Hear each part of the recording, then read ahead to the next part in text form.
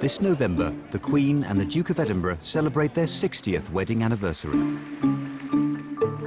Theirs is one royal marriage that has stood the test of time and helps keep the monarchy secure. But back in the 1940s, when the teenage Elizabeth fell for the dashing Philip, it was a very different story. In the eyes of her family, courtiers and the public, the young Prince Philip of Greece was a far from ideal son. Rough, uneducated and not likely to be faithful, thought the court.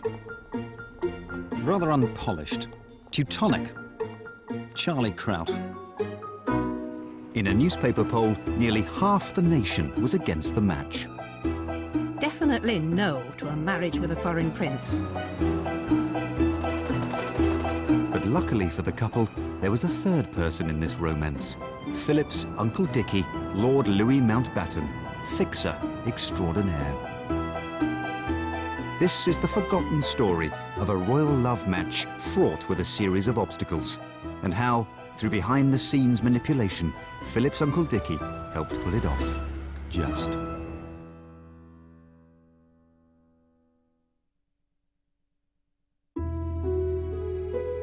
The story begins in 1939. Elizabeth was 13 years old, the heir to the throne, and a serious-minded girl of strong feelings. Prince Philip of Greece was 18, a handsome young sailor of uncertain prospects.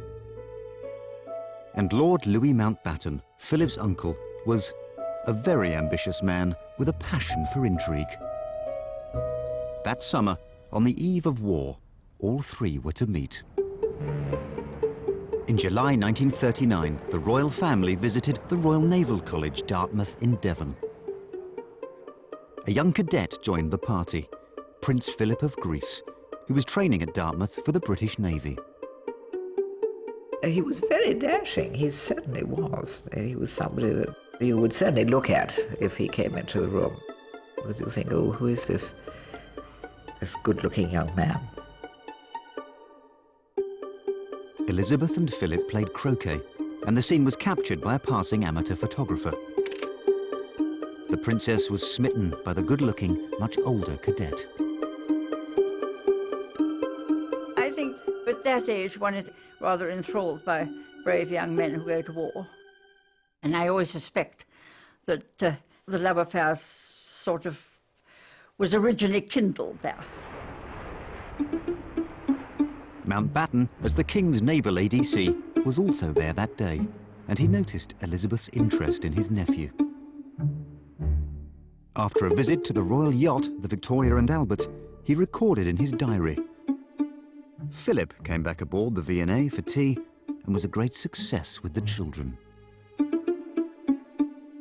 Mountbatten was a man of immense personal and dynastic ambition. As a second cousin of George VI, he was on the fringes of the royal family, but he wanted to put himself and the Mountbattens centre stage. He had been a close friend of Edward VIII, but he'd lost that connection when Edward abdicated. Now Mountbatten could see a new route to the royals through his good-looking nephew, Philip.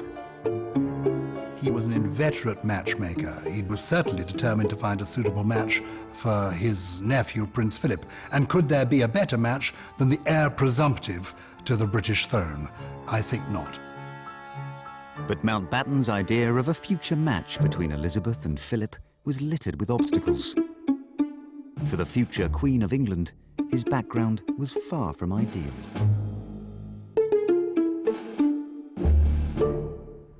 Like Elizabeth, Philip was royal, and the pair were distant cousins.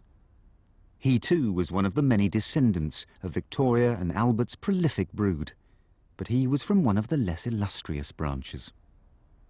His grandfather, Prince William of Denmark, was in 1863 imported by the Greeks to be their king. In royal terms, the Greek monarchy was poor. It was also one of the least stable in Europe. In 1922, following an unsuccessful war with Turkey, Philip's father, Prince Andrew, a general in the Greek army, was forced to flee the country. The family's downward slide had begun. Prince Philip was thrown out of Greece with all his family when he was a baby. He never, in effect, knew Greece as a young man at all. And from then on, they led a pretty harem-scarum life. They lived in exile in Paris, Philip and his 4 older sisters wearing hand-me-downs from richer relatives. The strain of their circumstances soon told on the family. Before he was 10, Prince Philip's parents split up. His mother had a kind of nervous breakdown. It sounds like a form of manic depression. She was incarcerated in a clinic in Switzerland. The consequence was that she didn't see her family, wasn't in touch with Prince Philip, literally for years on end. Not a postcard, not a Christmas card, not a birthday card, nothing. Philip's father moved to Monte Carlo with his mistress. The family fell apart. Philip was taken under the wing of his wealthy English relatives, the Mountbattens, who paid his school fees and took him in during holidays. In royal terms, Philip was a boy from the wrong side of the tracks. And Elizabeth was still only a child, and this just a crush. But Mountbatten, once bitten by an idea, never gave up. For now, there was a war to fight. But at the next suitable opportunity, Mountbatten was going to do everything he could to further a match and advance his own dynastic ambitions. 4 years of war had kept Prince Philip of Greece and Princess Elizabeth apart. By 1943, Philip was a lieutenant in the British Navy, mentioned in dispatches for bravery. Elizabeth was now a young woman of 17. She had spent most of her war cloistered away at Windsor Castle. Lord Louis Mountbatten, Philip's uncle, still hoped for a match between the pair.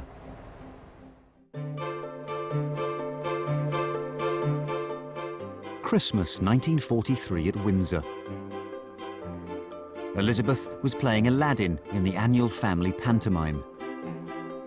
Among the guests was Philip. Elizabeth's governess noticed his effect on the princess and recorded it in her memoirs. Lilibet came to see me looking rather pink. Who do you think's coming to see us at, Crawfie? Philip. I have never known Lilibet more animated. There was a sparkle about her none of us had ever seen before. Many people remarked on it. Princess Elizabeth had led quite a restricted life. At Windsor, with doting parents, with animals and loving staff around her, but she hadn't seen the world. She was confronted by Prince Philip, someone who'd been about a bit. He was very exciting indeed. She was swept off her feet. From then on, the 2 young people began to correspond. She took an immense interest in him, where he was and on what ship. Mountbatten was delighted to hear about the renewed friendship between Elizabeth and Philip, both for his nephew and for himself. He was determined to do what he could to turn this into more than a passing attraction, and to this end, he would bring his own unique range of talents. He was a man of extraordinary courage, both physical and moral. He was decent, he was generous, he was as good a person to have on your side if you were in trouble as you could possibly imagine. He was also the most monstrous cheat and liar. He found it very hard to distinguish between what he thought, what he wanted to be the truth, what actually was the truth.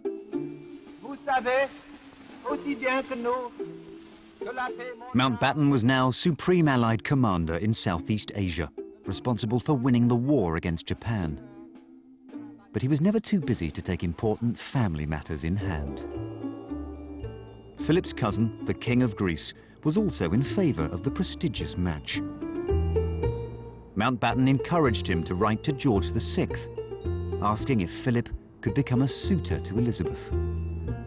George VI's response? No. Mountbatten had overplayed his hand. He had underestimated something important. The close relationship between Elizabeth and her father. George VI was a shy, awkward man who relied heavily on his daughter's companionship, and he didn't want to let her go just yet. The king was ambivalent about Philip. On the one hand, he liked the fact he was a naval officer.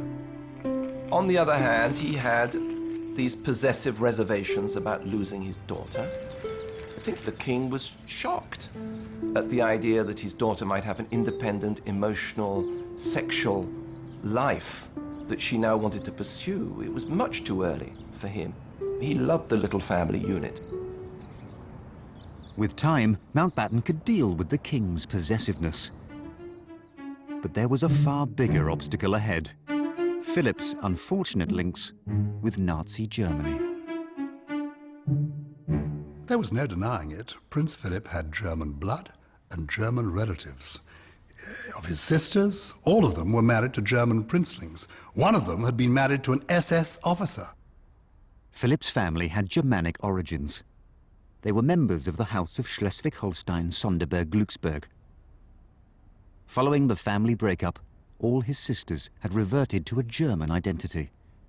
Sophie, Philip's youngest sister, married Prince Christoph of Hesse in 1930.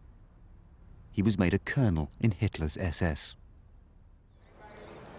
Teasingly, Queen Elizabeth called Prince Philip the Hun, and he pretended to be amused by it, but I think actually it rather niggled with him. Let's not forget, this is a royal family that changed its German name to be called Windsor in the previous war. So to fit in with a family coming from Schlosses and boar hunts and Bavaria and so on, just, didn't make any sense at all.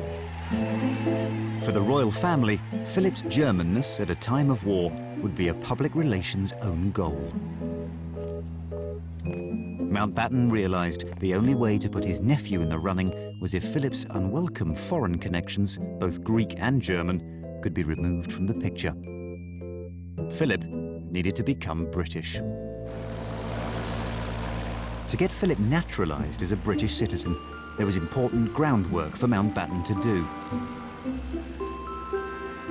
In August 1944, he flew to Cairo, where he met the exiled King of Greece, Philip's cousin.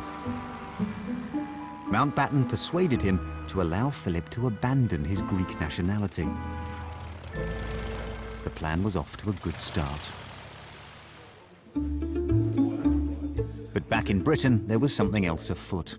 Elizabeth's strong-minded mother had her own plans for her very marriageable daughter. There's a wonderful story that the Queen Mother drew up a first 11 of contenders for her daughter. And as somebody said, she certainly didn't put in Philip to open the batting. On the Queen's list were Charles, 10th Duke of Rutland, Johnny Dalkeith, the future Duke of Buccleuch, and Lord Porchester, a close friend of the princess. All these young men were heirs to vast estates and fortunes. Small parties were organised, and Elizabeth's parents kept their fingers tightly crossed. Mountbatten was going to have to work fast.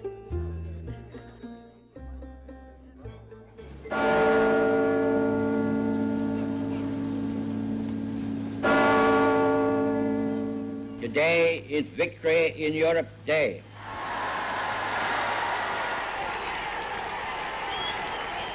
The end of the war with Germany in May 1945 meant things were looking up. Perhaps Philip's foreignness would not be such a problem now. Elizabeth had just turned 19 and was showing signs of an independent spirit. I think we all said we must go out and join in the celebrations. London was just full of people screaming with joy. And luckily, the King and Queen allowed them to. The Princess Elizabeth wore her ATS uniform, and with her cap on, nobody would have had a clue who she was. It was lovely for her. She could be completely anonymous. Philip was still fighting in the Far East, where the war continued. Elizabeth and he were still corresponding. Despite the young aristocrats dangled in front of her, Elizabeth had not lost interest in the handsome naval officer, as her governess observed. One day, I suddenly became aware that she had his picture on her mantelpiece.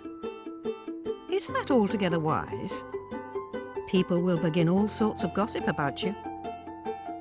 She looked at the photograph for a moment thoughtfully. Oh dear, I suppose they will. The next time I went into her room, the picture had disappeared. In its place, there was another one. There you are, Crawfie. I defy anyone to recognise who that is, said Lilibet. He's completely incognito in that one. So Philip is a little touch of naughtiness, not doing exactly what her parents want, but her quite firmly saying, I like this, I want this for myself, and I'm going to have it. With Elizabeth standing up to her parents, things were looking up. But Mountbatten was in danger of overplaying his hand with Philip. His frequent letters of advice ran the risk of putting his headstrong nephew off the match. Philip liked Elizabeth, but there were times when he resisted his uncle's interference. I'm not being rude, but it is apparent that you like the idea of being the general manager of this little show, Philip later warned him. Mountbatten was also chivying George VI, to much better effect. The king had not agreed to the match, but he had agreed to talk to his government about the need to naturalise Philip and make him a British citizen.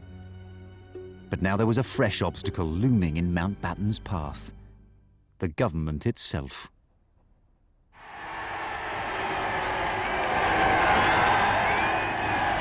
Earlier that year, a new socialist government had swept to power, led by Clement Attlee. The Labour Party's great victory shows that the country is ready for a new policy. The new government had inherited a dirty little war in Greece. If there was one country one wouldn't particularly have wanted a suitor to the princess to be coming from at that particular moment for a Labour government, it was Greece. Philip's Greek antecedents were now a real problem. Greece's bitter civil war loomed. On one side, the communists, on the other side, the pro-monarchy right, who wanted to reinstate Philip's family on the throne. Britain was caught between the two. It was a war to the death, really, as civil wars always are.